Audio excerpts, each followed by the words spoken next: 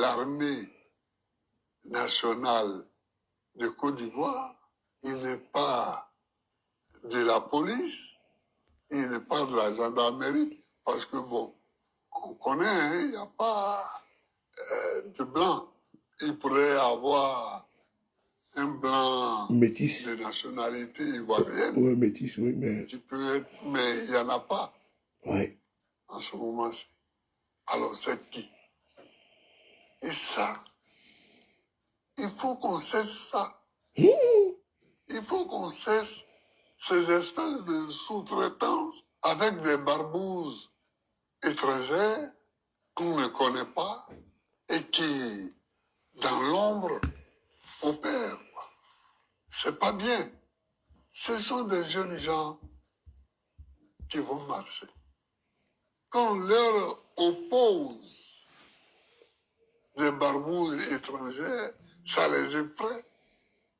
Ça les effraie. Et quand quelqu'un est effrayé à ce point, on ne sait pas quelle va être sa réaction. Hein. Donc, vous avez parlé du fait que vous avez donné la liberté. La liberté. Le café cacao que vous avez donné aux agriculteurs. J'ai fait l'enseignement libre et gratuit pour jusqu'au moins la 3e. Libre et gratuit. J'ai supprimé les uniformes scolaires, mais on les a remis après moi. Monsieur le Président, là Parce c'est... que je ne comprends pas les uniformes scolaires. Il y a des parents qui n'ont pas l'argent dans les villages pour acheter les uniformes. Et pour ça, leurs enfants ne vont pas à l'école. Monsieur le Président, aujourd'hui, là vous venez de dresser un peu le bilan de ce que vous avez fait, malgré la situation qui était chaotique à l'époque. Mais on ne peut pas dire que le président Alassane Ouattara ne voit pas les routes, on ne voit pas les écoles, on ne voit pas les infrastructures. Oui, mais les routes, on est élu pour ça. Moi-même, j'ai fait l'autoroute. Laquelle? Jusqu'à Yamoussoukro. D'Abidjan à Yamoussoukro, c'est... Non, d'Abidjan à Saint-Golobo, c'est Oufou-Boigny. Et moi, j'ai fait de Saint-Golobo à Yamoussoukro. C'est moi. C'est personne d'autre. Moi, tout ce que j'ai fait est utile. J'ai fait l'autoroute de Saint-Golobo jusqu'à Yamoussoukro. Et j'ai fait un accord avec le président Blaise Compaoré de Burkina pour que nous prolongions l'autoroute jusqu'à Ouagadougou. Moi, je ferai la partie de la Côte d'Ivoire et lui ferait la partie du Burkina. Bon, j'ai fait aussi le pont de Jacquesville pour permettre aux Ivoiriens de vivre. Jacquesville est devenu aujourd'hui un quartier d'Abidjan. Il y a d'autres constructions qui sont des tapalais. Pour la tour qu'on fait au plateau, là. Ça peut faire quoi? Vous estimez que ça n'a pas d'importance, c'est qu'il y a en train d'être fait? Ça apporte quoi? Rien. Embellir la ville. Embellir la ville. C'est tout, là, fait quoi? Et ce pont qu'on a fait pour amener de Cocody à la tour, justement, ça fait quoi là? Moi, j'avais pensé ce pont, mais je l'avais fait pour agrandir le port d'Abidjan et faire un pont au-dessus du canal pour amener ce que j'avais appelé la route Abidjan-Lagos. Vous comprenez? C'est ça qu'il faut faire. Ce sont des choses utiles et non pas des choses pour jouer. Monsieur le Président, la Côte d'Ivoire, dans cette période-ci, Oui. Partagez. la sous-région vit, c'est vrai, une situation sécuritaire inquiétante. Oui. Avec les pays de l'AES qui ne parlent Oui. pas avec la Côte d'Ivoire. Oui. Est-ce que ce n'est pas une vraie préoccupation? Qu'est-ce qui doit être fait dans ce sens pour qu'on sorte de cette, on va dire, de cette crise absurde? Moi, je pense que cette crise-là, Avec l'AES. entre l'AES et la Côte d'Ivoire, elle est ridicule. Voilà. Elle est tout simplement... Ridicule. C'est de l'enfantillage, quoi. De la part de qui? De la part des Ivoiriens. De Voilà. la part du pouvoir ivoirien. Et c'est parce que ce n'est même pas son combat. C'est le combat d'autrui.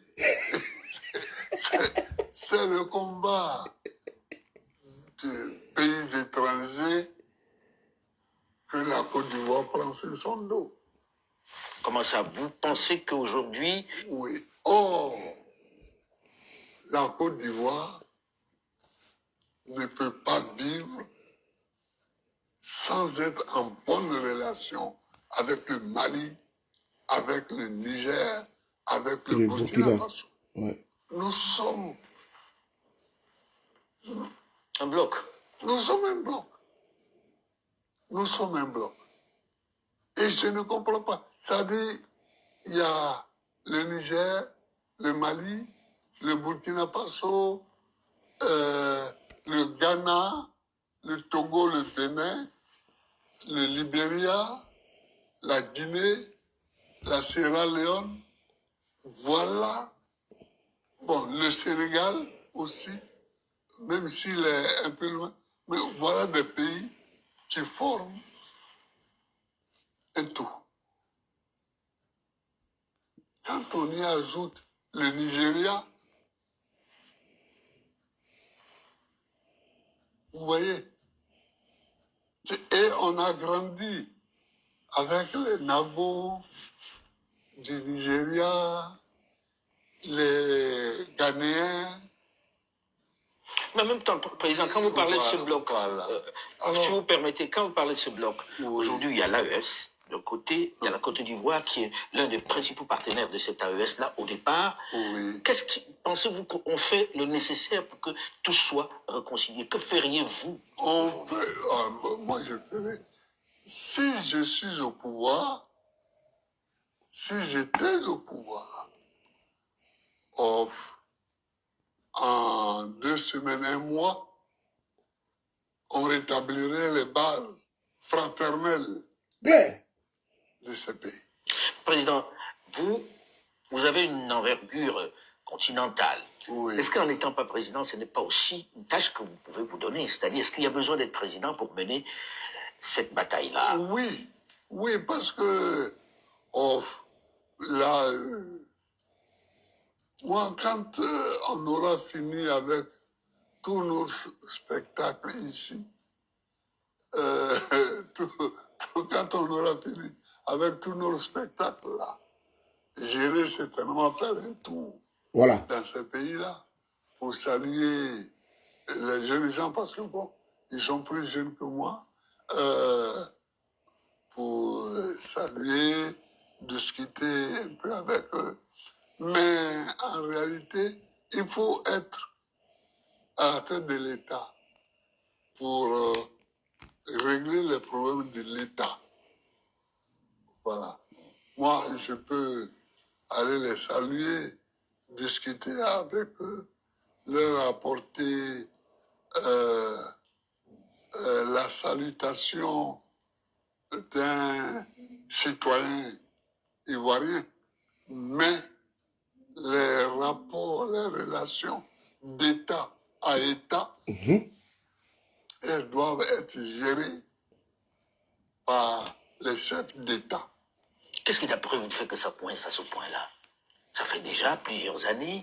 Généralement, les crises entre deux États, on arrive à se parler, on arrive à établir de nouvelles relations. Qu'est-ce qui, d'après vous... Les pays de l'AES ont pris des positions claires contre la France. Voilà. Et donc, le président Ouattara prend une attitude pour défendre la France, La France. Voilà. la position de la France. Il n'y a pas d'autre chose. Il serait là juste pour défendre les intérêts de la France dans cette histoire? Dans cette histoire-là, oui. Dans cette histoire-là, oui. Président, je ne peux pas ne pas revenir sur la question.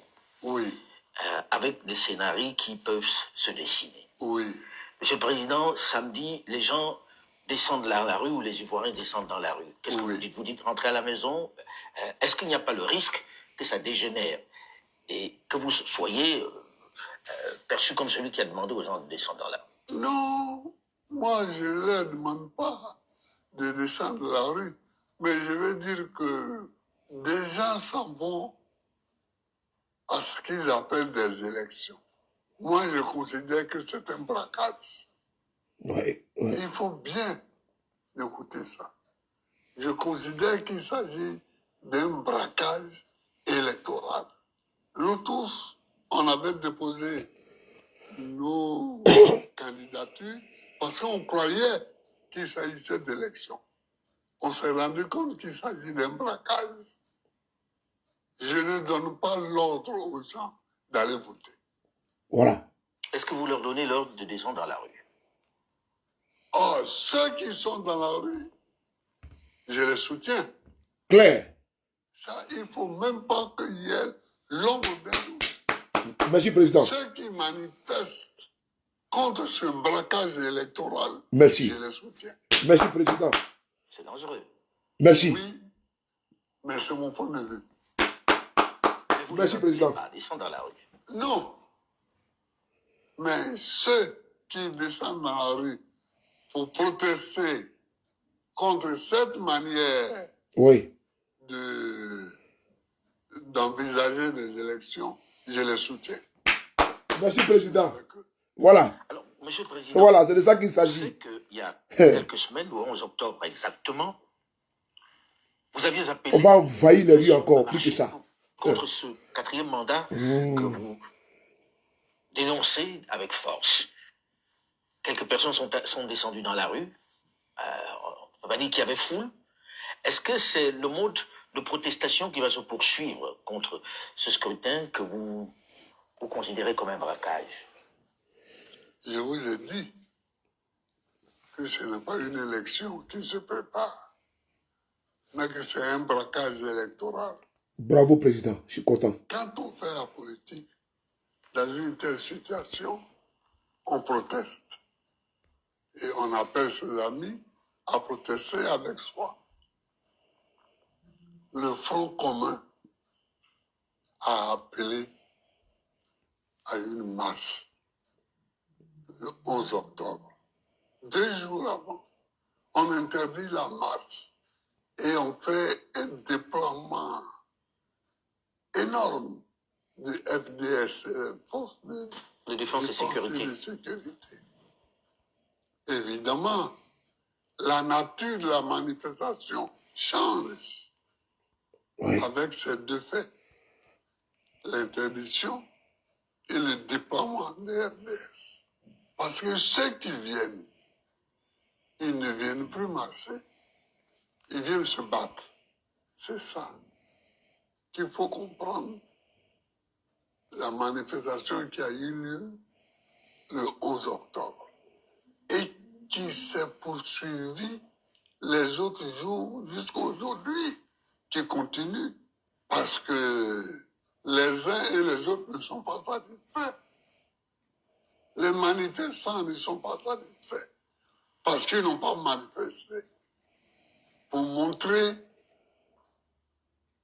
qu'ils ne sont pas d'accord.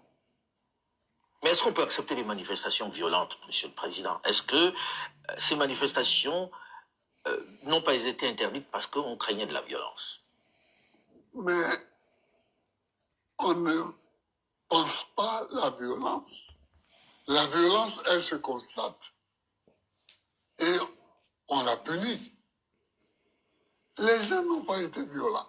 Oui. Ils n'ont pas manifesté. Et vous venez prévoir qu'ils pourraient être violents. Est-ce qu'en août, quand nous avons appelé à marcher et que les gens ont marché de façon tense, est-ce qu'il y a eu de la violence? Non. Non. Et cela devrait jouer pour nous. Non. Mais si on projette, on dit, il pourrait être violent, donc dispersons-les déjà. Ça ne va plus. La marche est une des manifestations dans une démocratie. Donc vous les encouragez à marcher. Ah oui, donc Merci. ceux qui ne sont pas contents Oui. de la préparation de ce braquage électoral, Oui. moi je les encourage. Merci, Président. C'est tout. Je les encourage. C'est tout. Voilà. Parce que ce n'est pas une élection, ça, qu'on prépare. Merci, Président. C'est ce qu'on voulait. Ce n'est pas une élection qu'on prépare. Voilà. Mais la manifestation peut mal tourner. Elle peut, mais elle n'a pas Merci. mal tourné. Merci, Président. C'est ce qu'on voulait. C'est ça. Quelqu'un prend sa voiture, tu dis oui, il peut faire un accident. Donc moi, je vais le bloquer. Enfin. Président, on va terminer sur le fait quand même que c'est une opportunité rare de dire, voilà, le président Gbagbo ne sera pas candidat. C'est ce que vous appelez un braquage électoral. Mais Oui. moi, je continuerai d'appeler ça des élections. Vous n'êtes pas candidat à cela. Et qu'est-ce que vous allez devenir maintenant? Qu'est-ce que vous allez faire de haut temps? Est-ce que vous avez envisagé quelque chose après ces années données à la politique? Oh, mais il y a beaucoup de choses à faire. Il y a beaucoup de choses à faire. D'abord, il faut que je conduise le parti jusqu'à ce qu'on sorte de tout ce brouhaha. Il faut qu'on sorte de tout ce brouhaha. Nous avons déjà fixé la date de notre congrès qui sera après les législatives. Et après, je démissionnerai au congrès. Je ne serai plus candidat à la direction du parti. Et puis, je vais prendre mon temps pour moi-même, pour ma petite famille. Je vais prendre mon temps. Vous allez vivre enfin. Enfin, Oh. je vais vivre un peu, écrire. On a du mal à vous imaginer loin de tout ça. Hein? Ah oui, oui, mais il faut. Il faut, non, je vais. Il y a des moments où il faut arrêter certaines choses. Au Eh. moment du congrès, je serai dans ma 81e année. C'est beaucoup, non? C'est beaucoup. Mais, Monsieur le Président, merci de nous avoir accordé ce temps-là pour Oui. pouvoir parler de cela. Et on espère que tout se passera bien et que cette seconde partie de votre vie, Oui. vous en profiterez vraiment Ah. avec votre famille, comme vous l'avez dit. J'espère aussi. Nous arrivons au terme de cet entretien de moment de vérité avec le président Laurent Gbagbo qui nous faisait l'honneur de nous recevoir chez Frère